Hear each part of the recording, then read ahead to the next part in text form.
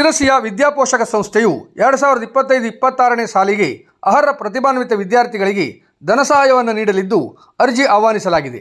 ಆರ್ಥಿಕ ಸಂಕಷ್ಟದಲ್ಲಿ ಇರುವ ಅರ್ಹ ಪ್ರತಿಭಾನ್ವಿತ ವಿದ್ಯಾರ್ಥಿಗಳಿಗೆ ಧಾರವಾಡದ ವಿದ್ಯಾಪೋಷಕ ಸಂಸ್ಥೆಯು ನರ್ಚರ್ ಮೆರಿಟ್ ಯೋಜನೆ ಅಡಿಯಲ್ಲಿ 2025-26ನೇ ಶೈಕ್ಷಣಿಕ ಸಾಲಿನ ಆರ್ಥಿಕ ನೆರವನ್ನು ನೀಡಲು ಮುಂದಾಗಿದೆ.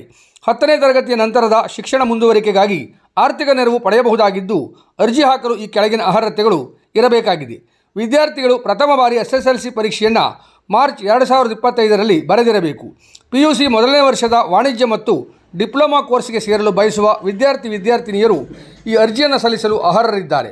SSLCಯನ್ನು ಮೊದಲನೇ ಪ್ರಯತ್ನದಲ್ಲಿ 80%ಕ್ಕಿಂತ ಹೆಚ್ಚು ಅಂಕ ಗಳಿಸಿದ ವಿದ್ಯಾರ್ಥಿನಿಯರು ಈ ಅರ್ಜಿಯನ್ನು ಸಲ್ಲಿಸಲು ಅರ್ಹರಿದ್ದಾರೆ. ಕುಟುಂಬದ ವಾರ್ಷಿಕ ವರಮಾನ ರೂಪಾಯಿ 1,20,000ಕ್ಕಿಂತ ಕಡಿಮೆ ಇರಬೇಕು. ವಿದ್ಯಾರ್ಥಿಯ ಪಾಲಕರು, ಪೋಷಕರು ಧಾರವಾಡ, ಗದಗ, ಹಾವೇರಿ, ಬೆಳಗಾವಿ, ಉತ್ತರ ಕನ್ನಡ, ಶಿವಮೊಗ್ಗ, ವಿಜಯಪುರ, ಬಾಗಲಕೋಟೆ, ದಾವಣಗೆರೆ ಹಾಗೂ ಕೊಪ್ಪಳ ಜಿಲ್ಲೆಗಳಲ್ಲಿ ವಾಸವಿದ್ದವರಾಗಿರಬೇಕು. ವಿದ್ಯಾಪೋಷಕ ನರ್ಚರ್ ಮೆರಿಟ್ ಕಾರ್ಯಕ್ರಮವು ಸ್ವಯಂ ಸೇವಕರ ಲಭ್ಯತೆಯ ಮೇಲೆ ಅವಲಂಬಿತವಾಗಿರುತ್ತದೆ.